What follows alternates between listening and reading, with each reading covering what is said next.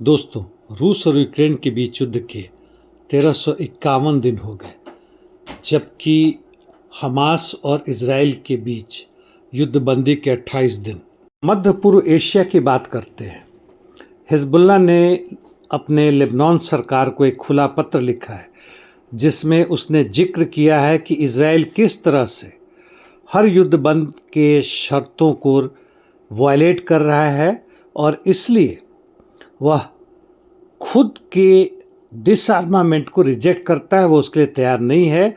और साथ साथ उसने कहा है कि यूनिफाइड नेशनल स्टांस यानी एक एकत्रित राष्ट्रीय नज़रिया होना चाहिए जियोनिस्ट एंटिटी के खिलाफ यानी इजराइल के खिलाफ।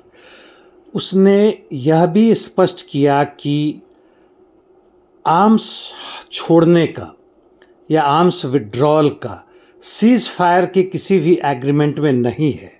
यह इजराइल की धूर्तता है। और इस बीच में आईडीएफ लगातार दक्षिण लेबनान में बमबारी कर रहा है। गाज़ा पट्टी में भी युद्धबंदी किसी न किसी तरह से चल रहा है, हालांकि वहाँ मानवीय सहायता अभी भी पूरी तरह से नहीं पहुँच रही है और इजराइल की तरफ से लगातार युद्धबंदी का जनाजा निकाला जा रहा है।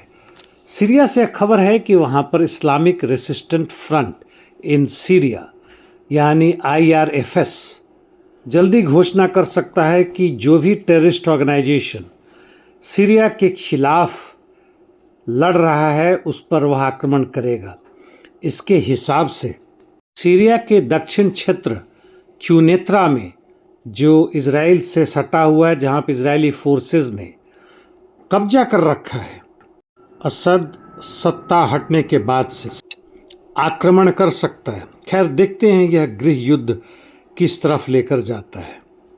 सिर्फ सीरिया ही नहीं बल्कि इराक और अन्य मिडिल ईस्ट के देशों में अमेरिकी सेना का पैठ वैसे सीरिया में भी आगे बढ़ने वाला है, घटने वाला नहीं है। संक्षिप्त में रूस यूक्रेन के युद्ध के बारे में चर्चा करते हैं। दक्षिण में जहाँ तक ज़ापोरिजिया की स्थिति है, रूसी सैनिक लगातार आगे बढ़ रहे हैं।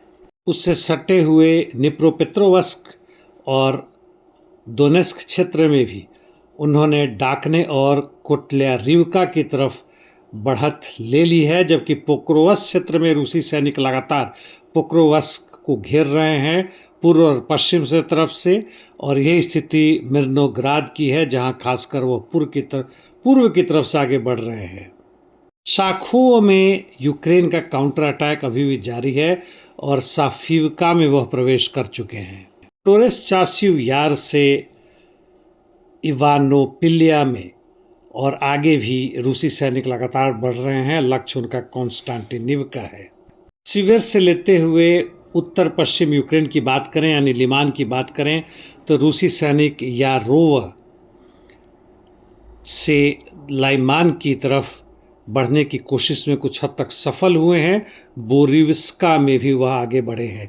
कुपियांस में लगातार उनकी बढ़त जारी है और वह उसे हर दिशा से घेरने की कोशिश सफलतापूर्वक कर रहे हैं। जबकि और ऊपर में दवोरिकना क्षेत्र में एम्बरनोई की तरफ आगे बढ़े हैं, जबकि यूक्रेन के उत्तर में वो चांस में रूसी सैनिक लगातार आगे बढ़ रहे हैं। वो चांस के दक्षिणी क्षेत्र में तथा पश्चिम और पूर्व में। कुर्स्क और सुमी से कोई खास खबर नहीं है। अभी तक अधिकांश रूप में पोजिशनल बैटल जारी है और जहां तक इंटरडिक्शन मिशंस की बात है वह लगातार जारी है। आज के लिए इतना ही दोस्तों, कल या परसों फिर मिलते हैं।